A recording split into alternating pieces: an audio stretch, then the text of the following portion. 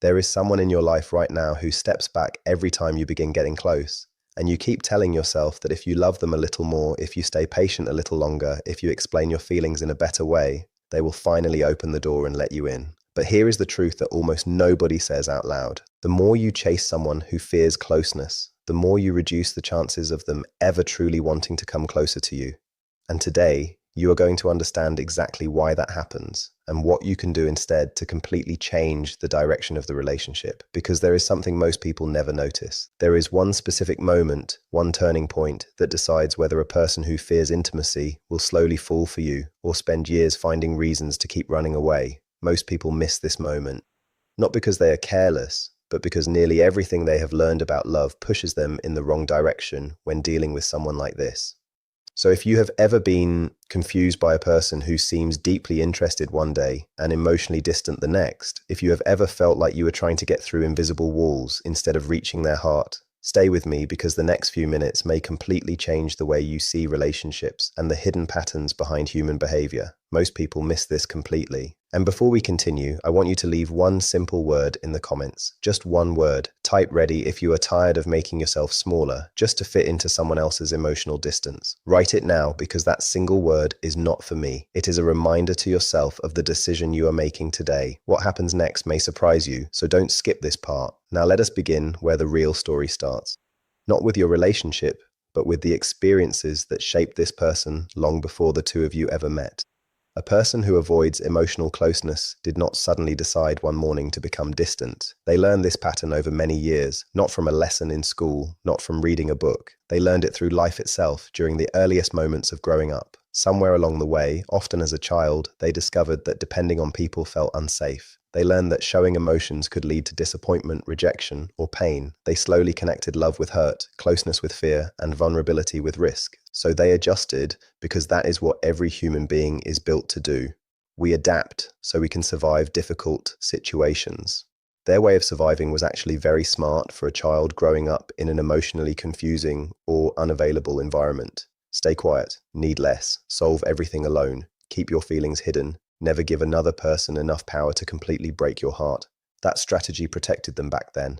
The problem is they never left it behind. They carried it into adulthood. They carried it into friendships, romantic relationships, family connections, and every situation where someone truly wanted to know them. And whenever emotional closeness begins to feel real, their nervous system does not whisper, "This is safe." Instead, it sends a completely different message. It says, "Be careful, get away."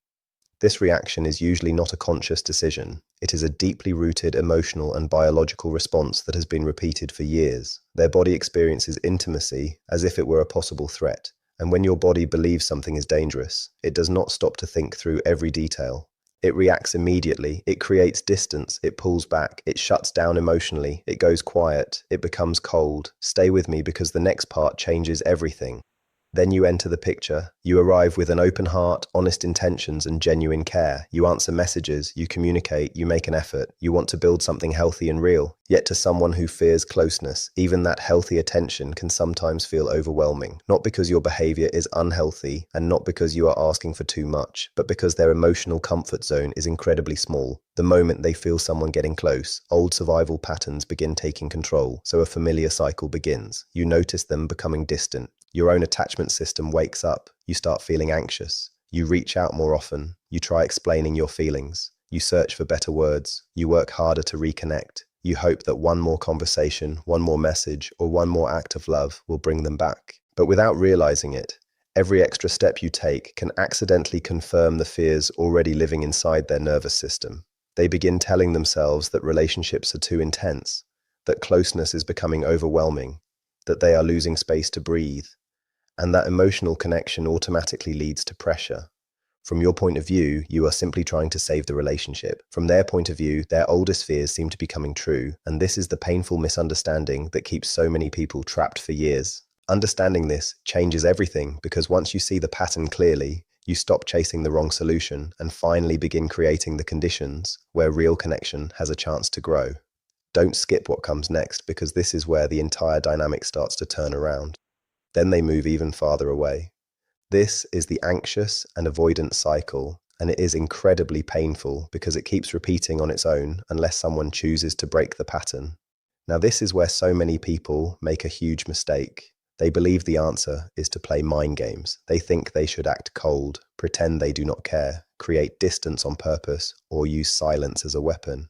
But I want to be completely honest with you because this part is extremely important. Playing games with someone who fears emotional closeness may grab their attention for a short time. It might make them send a message or reach out once or twice, but it never fixes the real problem. It does not change what is happening inside them. It does not create lasting attraction. Instead, it creates confusion, uncertainty, and even more emotional distance for both people. The real answer is something very different, and it asks something much harder from you than pretending not to care. It asks you to change the relationship you have with yourself while you are in this relationship. Let me explain why that matters so much. Psychology shows us that genuine attraction in people who avoid intimacy is not created the way most people think. They do not become more interested because someone needs them more. They are not deeply moved by dramatic romantic gestures. They are not suddenly convinced through emotional talks about where the relationship is heading. What truly catches their attention is meeting someone who is honestly okay without them, not someone acting independent while secretly watching their phone every few minutes, hoping for a message, but someone who has built a life that is already full, meaningful, and exciting. Someone with purpose, friendships, dreams, and peace. Someone whose life is so complete that they have to earn a place inside it. Stay with me because the next part changes everything. There is a powerful reason why this works. A person who fears closeness usually believes that love will eventually take away their freedom. Deep inside, they expect relationships to become overwhelming. They fear that if they let someone close, they will slowly lose themselves. So when they meet a person who is emotionally secure, someone with clear boundaries, personal goals, and an identity that does not depend on the relationship, their nervous system reacts differently. They do not feel trapped in the same way.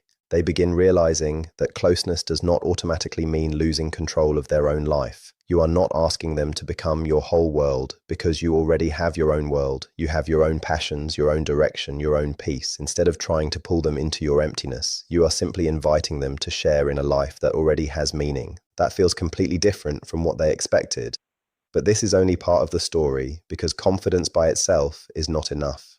There is another piece that most people overlook. It has to do with the hidden emotional structure beneath their behavior. Many people who avoid intimacy appear confident from the outside. They often seem independent, capable, calm, and perfectly happy handling everything on their own. Sometimes they even seem emotionally untouchable. Yet underneath that strong appearance is often a deep fear that they are somehow not truly lovable. A quiet belief that if someone really saw every part of them, they would eventually leave. So they build emotional protection around themselves. They tell themselves they do not need anyone. They convince themselves that being alone is always safer. They expect disappointment before it even arrives. This is not confidence in the healthiest sense. It is protection. It is emotional armor built around a very vulnerable part of themselves that still longs for love but has never learned how to trust it. Most people miss this completely. Now here is the part that changes everything. You cannot break that armor by attacking it. You cannot argue with it. You cannot convince them through endless conversations that they should trust you more. Every attempt to force those walls down usually makes the walls even stronger. Instead, the goal is something much more powerful. You make the armor unnecessary. When they meet someone who is not threatened by distance, not desperate for constant reassurance, not trying to force emotional closeness every moment, something unexpected begins happening inside them. The walls lose their purpose. Those defenses were created to protect them from people they believed would overwhelm them, depend on them too much, or fall apart the moment they stepped back. But you are not doing any of those things. You continue living your life. You keep growing. You do not wait beside the wall, hoping they will finally open the gate. You remain fully yourself. And slowly, something shifts inside them. Curiosity begins to replace fear. They start wondering what your life is like. They become interested in the peace you seem to carry. They notice that your happiness does not disappear when they become distant. Instead of feeling pressured, they begin feeling drawn toward you in a quiet and genuine way. That curiosity is often the first real step toward authentic pursuit. But before anything outside changes, something inside you has to change first. Ask yourself one difficult question. Why do you keep chasing someone who keeps moving away? Sit with that question honestly, not with guilt, not with shame, simply with curiosity. Because if you are caught inside this anxious and avoidant pattern, it is never only about the other person. There is often something inside you that has become familiar with emotional unavailability, something that feels strangely alive during the chase. something that mistakes uncertainty for passion and distance for love. This is not because there is something wrong with you. It often begins much earlier in life. Maybe love felt unpredictable when you were growing up. Maybe attention had to be earned instead of freely given. Maybe the people you loved most were also the hardest people to truly reach. Without realizing it, your nervous system learned that this emotional struggle was normal. So today, uncertainty feels exciting, distance feels romantic, the endless push and pull feels like deep passion, even though it repeatedly leaves you exhausted. What happens next may surprise you, because recognizing this pattern is the first step toward finally breaking free from it. But I need you to hear this as clearly as possible. That feeling is not love. It is often a trauma response that has been mistaken for love over time. Real love is not meant to leave you living in constant anxiety. Real love does not make you feel as if you have to earn your place every single day. It does not make you believe you are always being tested or judged. Real love does not force you to watch another person's emotional state every hour, trying to adjust your own mood so you can avoid pushing them away. Real love feels different. It feels safe. It feels steady. It feels like being truly seen for who you are. It feels like finally being able to breathe without fear. And this does not mean that someone who struggles with emotional closeness is incapable of giving real love. They absolutely can, but not while both of you remain trapped inside the same unhealthy cycle. Not while one person keeps chasing and the other keeps escaping. That pattern has to change first. And the change always begins with you. Not because everything is your responsibility, but because you are the only person whose thoughts, choices, and nervous system you can truly manage. So what does that actually look like in everyday life? Let me make it practical. The first step, and this is not optional, is choosing to stop making this person the center of your emotional universe. Not as a trick, not to make them jealous, not as another strategy to get them back, but as a real decision that protects your own peace. It means checking your phone less when you are feeling anxious about them. It means not cancelling plans with friends because you hope they might suddenly call or text. It means refusing to organize your entire schedule around their unpredictable availability. Instead, you begin placing your energy into the parts of your life that actually give something back. Your friendships, your work, your health, your hobbies, your personal goals. The things that remind you who you are outside this relationship. Stay with me because this changes more than you realize. When you truly begin living this way, something inside you shifts. And I keep saying truly because people who fear intimacy are often incredibly sensitive to the difference between authenticity and performance. For years, they have learned to watch for emotional danger. They notice when someone is pretending to be independent while secretly falling apart inside. They also notice when someone is genuinely at peace with their own life. Those are two completely different energies. When you stop searching for constant reassurance, when you stop waiting for every message, when your happiness no longer rises and falls with their attention, the anxious energy quietly disappears. The hidden desperation that may have been there, even when you tried to cover it, begins fading away. In its place grows something calm, steady, and deeply attractive. You become grounded in yourself. And when someone who fears closeness experiences that kind of presence, something important happens inside them. They begin feeling safe instead of pressured. Maybe for the first time in years, or perhaps for the first time in any romantic relationship, they realize they do not have to carry the responsibility of keeping another person emotionally stable. They see that you have a complete life of your own. They understand that loving you would not require giving up their own identity. That realization changes the emotional experience completely. The second step is learning to respond to distance from a place of confidence instead of fear. This difference may seem small, but it changes everything. When they become quiet or need space, most people react in one of two ways. They either chase harder, sending more messages and asking more questions, or they become cold and distant themselves, hoping the other person will finally understand how much they hurt. Neither response creates genuine closeness. Both reactions simply strengthen the old belief that relationships are either overwhelming or painful. Instead, notice the distance without allowing it to destroy your sense of peace. You might simply say, "I've noticed you've been quieter lately. I hope everything is okay. I'm here whenever you feel ready to connect." Then you return to your own life. You do not send several follow-up messages. You do not assume that a few days of silence automatically means everything is over. You do not allow your mind to build endless worst-case stories. You trust yourself, not because you are pretending not to care, but because you honestly know that no matter what happens, you will survive. You may feel sadness. You may experience disappointment. You may even grieve if the relationship ends. But you also know you will not lose yourself. That quiet confidence is often what creates emotional safety for someone who fears closeness. Most people miss this completely. The third step is learning to stop explaining yourself over and over again. This one is incredibly important. People with anxious relationship patterns usually communicate more than necessary, not because they communicate poorly, but because anxiety keeps telling them they have not explained themselves well enough. They want to avoid misunderstandings before they happen. They want every feeling to be perfectly understood. They want to solve every problem before it grows larger. So they describe their emotions in great detail. They defend their needs repeatedly. They return to conversations that already seem finished, hoping one more explanation will finally make everything clear. But for someone who already feels overwhelmed by emotional intensity, this amount of discussion often feels exhausting rather than comforting. They stop hearing the message because they are reacting to the emotional pressure surrounding it. That is why simple communication is usually much more effective. Say what you truly mean one time, clearly, honestly, and respectfully, then give those words room to settle instead of filling every quiet moment with another explanation. Resist the urge to repeat yourself in different ways, hoping one version will finally break through. Speak with confidence, and then trust your own words enough to leave them there. Doing this requires deep self-confidence because many people over-explain out of fear. They worry that if they do not defend themselves perfectly, they will not be believed, respected, or understood. Yet here is the surprising truth. The more you keep trying to prove your point, the less impact your words often have. That is because someone who fears closeness is rarely reacting only to the information you are sharing. They are responding just as strongly to the emotional energy behind the words. And when your message comes from calm confidence instead of anxiety, it lands in a completely different way. What happens next may surprise you, because this is often the moment the entire relationship begins moving in a healthier direction. They are responding to the emotional energy behind your words just as much as the words themselves. When you over-explain from a place of anxiety, even confident statements quietly carry the message, "Please accept me, please tell me I'm enough." And people who fear closeness often pull away from that energy almost immediately. Calm confidence works differently.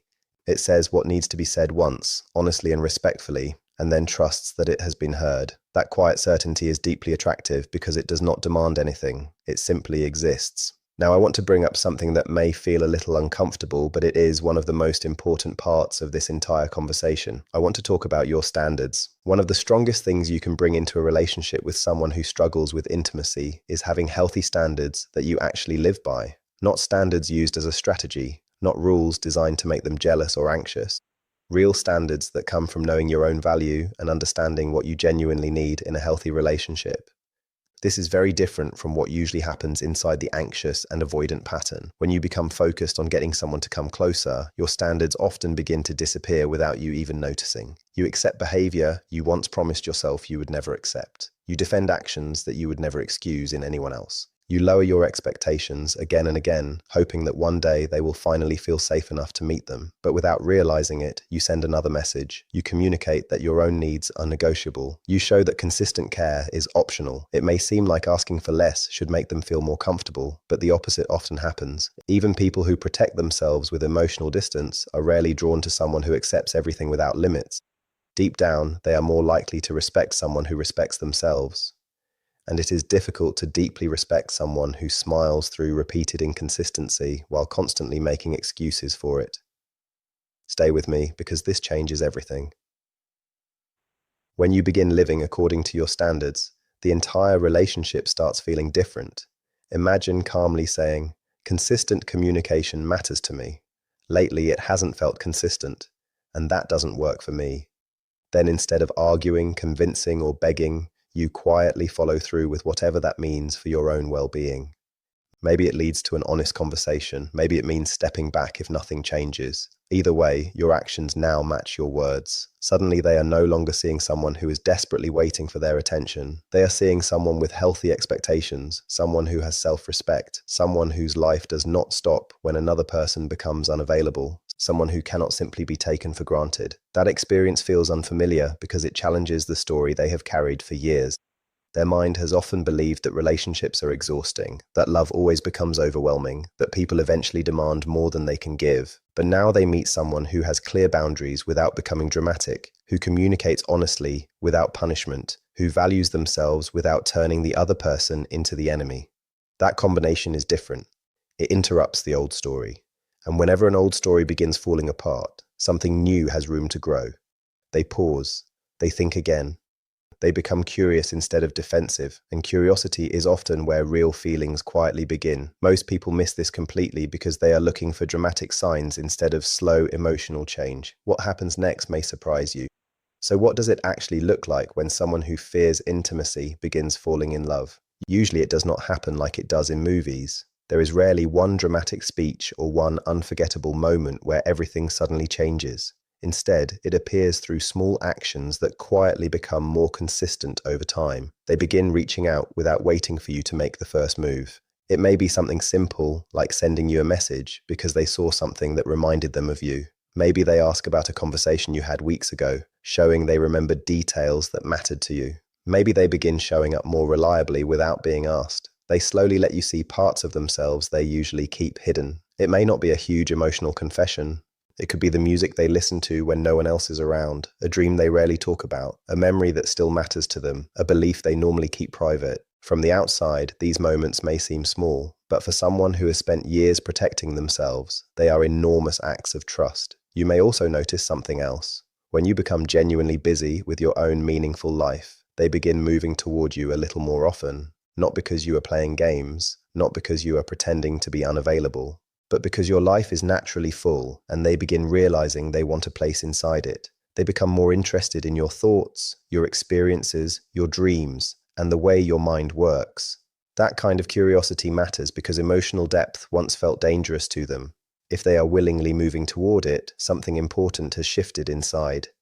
And if you respond with warmth instead of desperation, matching their effort without giving everything away, allowing closeness without losing yourself, then real intimacy has a chance to grow. Not just excitement, not just emotional highs and lows. Something steady, something both of you are actively choosing together.